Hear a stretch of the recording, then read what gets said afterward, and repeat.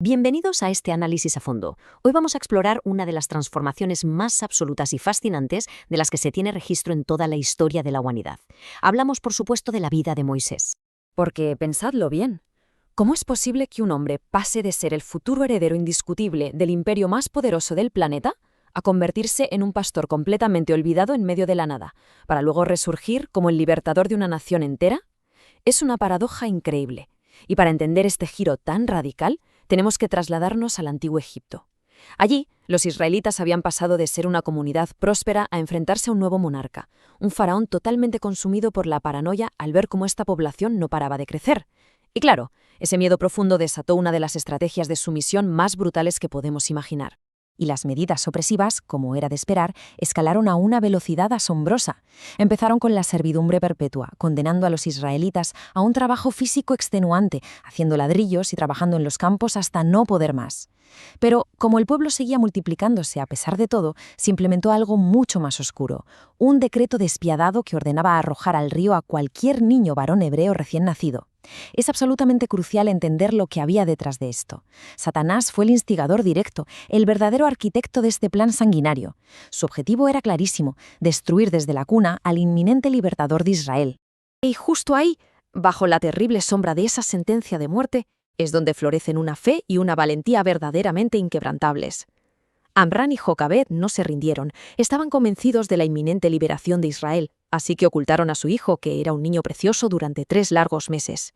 Y cuando ya era imposible esconderlo en casa, la madre hizo algo extraordinario. Preparó una pequeña arquilla de juncos, la selló minuciosamente con pez y betún para hacerla impermeable y dejó al bebé entre los carrizos del río Nilo. Su hermana María se quedó vigilando desde lejos. Pero, y esto es lo fascinante, no estaba sola. La oración tan profunda de esa madre había movilizado al cielo entero. Ángeles invisibles custodiaban aquella pequeña cuna flotante, y fueron precisamente ellos quienes guiaron los pasos de la hija del faraón hasta ese lugar exacto. Al ver las lágrimas del bebé, la princesa sintió una compasión inmediata, y esa simple emoción selló su adopción, y con ella su salvación. Fijaos en el giro de los acontecimientos, porque es de una ironía providencial suprema. La propia princesa egipcia termina pagando a la madre biológica, a Jocabed, para que críe al niño en sus primeros años. Durante 12 años, un tiempo verdaderamente invaluable, esta madre, que ante los ojos de Egipto era una esclava, moldeó el destino de su hijo y el de toda una nación. Ella sabía perfectamente que más pronto que tarde su hijo estaría inmerso en las corrupciones, el lujo y la idolatría de la corte real, así que su instrucción fue absoluta e implacable. Le enseñó la insensatez total de adorar ídolos y grabó a fuego en su alma la reverencia al único Dios viviente. Y vaya si funcionó. Esas lecciones tempranas se convirtieron en un escudo de titanio contra el orgullo y los excesos del imperio más deslumbrante de la tierra. A partir de ahí, la vida de este futuro líder se divide de forma muy marcada, casi como si habláramos de 2 vidas distintas. Al cumplir los 12 años, Moisés es trasladado definitivamente al palacio, y durante casi 3 décadas, hasta los 40 años de edad, recibe una educación de élite, preparado para ser nada menos que el sucesor al trono de los faraones. Sin embargo, y esto es clave en nuestro análisis de hoy, la verdadera preparación, el molde que lo forjaría como libertador, iba a requerir otros 40 años, un periodo diametralmente opuesto, viviendo en la aridez y la soledad del desierto de Madián. Esta transición brutal, de príncipe todopoderoso a pastor solitario, nos demuestra cómo la mejor preparación humana se queda pequeña cuando la sabiduría infinita entra en escena para pulir un carácter. La magnitud de este cambio es sencillamente sobrecogedora. En Egipto, Moisés recibió la formación civil y militar más avanzada de su época. Hablamos de un general brillante, idolatrado por su ejército. Era el heredero de una cultura envuelta en esplendor arquitectónico y misticismo religioso. Y aunque siempre se mantuvo firme en su fe hebrea, toda esa cultura de grandeza, orgullo y presunción dejó marcas profundas en él. Marcas que tenían que ser borradas por completo.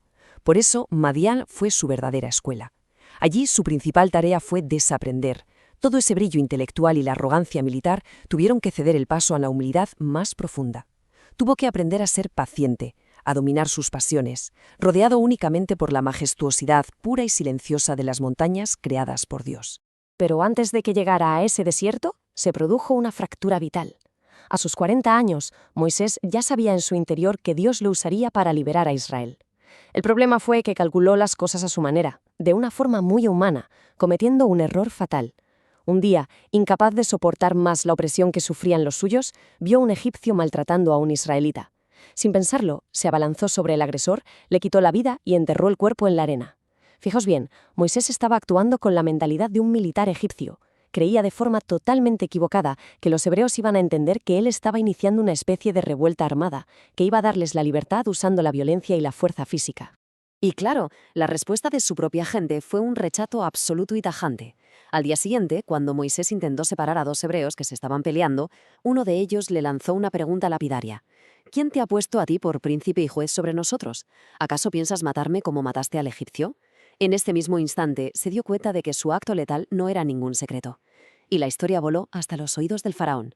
Y no solo eso, sino que se exageró muchísimo, presentándolo como un complot de Moisés para derrocar al gobierno entero. Con una sentencia de muerte inmediata sobre sus hombros, el hombre que literalmente estaba a un paso de gobernar el mundo conocido tuvo que huir desesperado hacia Arabia, encontrando refugio finalmente en la casa de Jetro. Dios dejaba claro que no iba a liberar a Israel con espadas ni estrategias humanas. La gloria de la liberación tenía que ser atribuida única y exclusivamente al poder divino. 40. Retened ese número, porque fueron exactamente 40 años los que Moisés pasó inmerso en la más absoluta oscuridad y aislamiento, dedicándose simplemente a cuidar ovejas. Si lo analizamos desde una mentalidad puramente humana de rendimiento o éxito, cualquiera diría que fue una pérdida inmensa de tiempo y talento. ¿Un príncipe haciendo de pastor? Sin embargo, la sabiduría infinita determinó que este trabajo humilde era indispensable. Ni la cultura más refinada, ni las mejores tácticas militares, ni todo el oro de Egipto habrían servido para inculcarle la compasión, el cuidado y la paciencia milimétrica que iba a necesitar el futuro líder del pueblo de Israel. Así es, enclaustrado entre esas inmensas y silenciosas formaciones rocosas, Moisés vivió lo que podríamos llamar el crisol de su vida.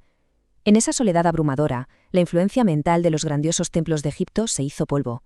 Su autoconfianza desmedida y aquel orgullo de general victorioso fueron completamente barridos al enfrentarse a la grandeza inabarcable del Altísimo.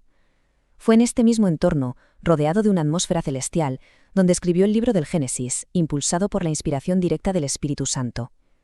Toda esta lucha titánica, esta batalla diaria contra sus viejas costumbres, forjó a un hombre completamente nuevo. Alguien tan paciente, tan profundamente reverente, que llegó a ser reconocido como el hombre más manso sobre toda la faz de la tierra. Y entonces, tras la muerte del rey de Egipto, por fin llegó el momento señalado para la liberación. Un día, mientras Moisés guiaba a sus rebaños cerca del monte Horeb, se topó con una escena que desafiaba cualquier ley de la naturaleza. Era una zarza que ardía con muchísima fuerza, desde la base hasta las últimas hojas, pero que, por más que pasaba el tiempo, no se consumía en absoluto. Al acercarse para investigar este portento, una voz divina le llamó directamente por su nombre y le dio una orden clara. Debía quitarse el calzado, porque la tierra que estaba pisando era santa. Inmediatamente, Moisés se cubrió el rostro.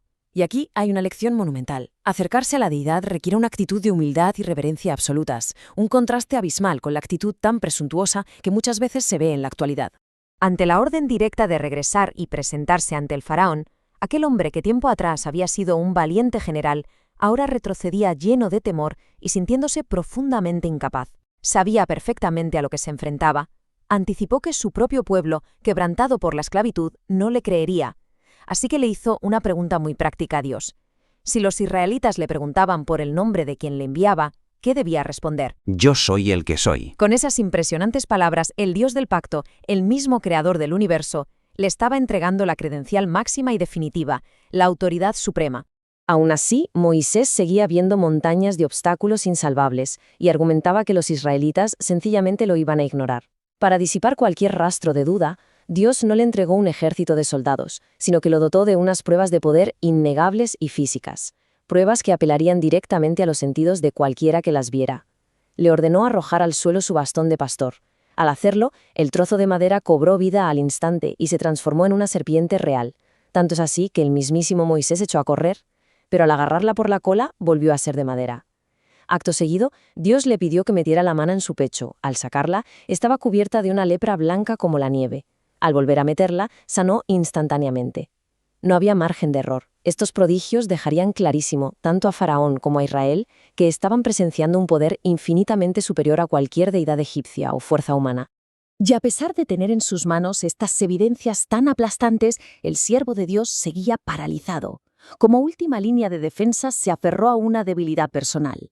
Alegó que le faltaba elocuencia, que era tardo en el habla y torpe de lengua, lo cual tiene cierto sentido después de pasar 40 años en el desierto sin apenas pronunciar una palabra en egipcio.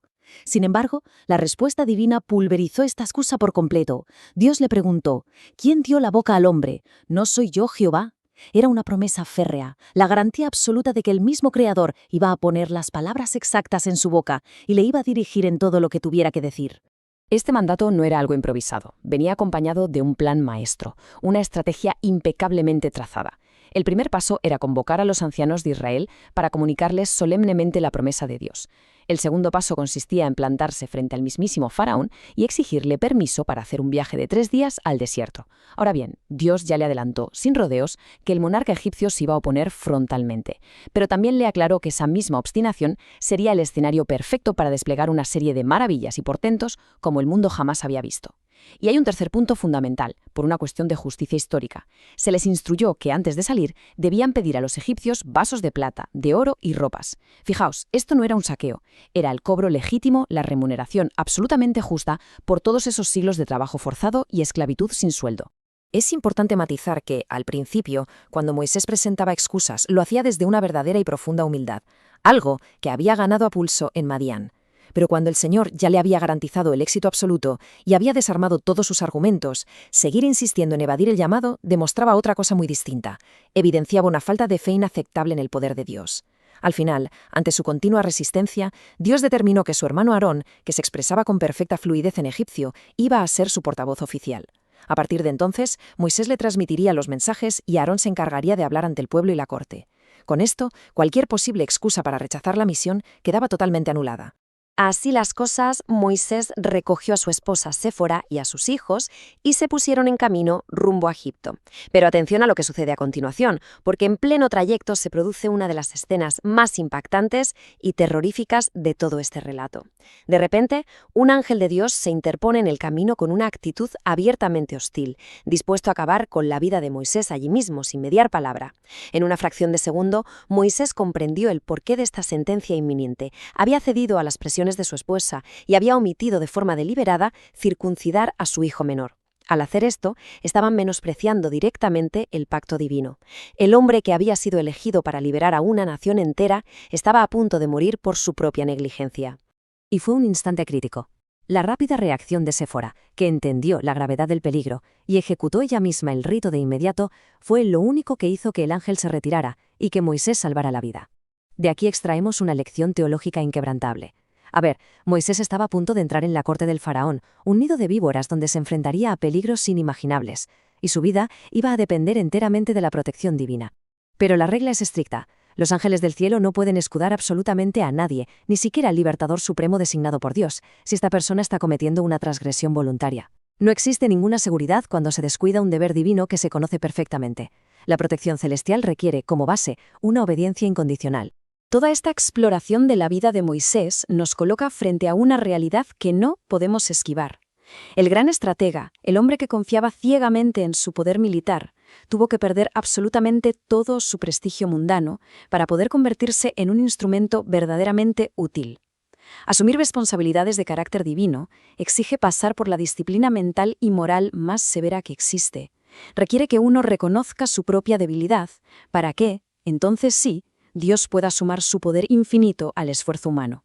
Por eso, la vida de Moisés no es simplemente una historia antigua de liberación política, es el modelo por excelencia de cómo se forja un carácter real. Y nos deja con una pregunta ineludible para todos los que nos escucháis hoy.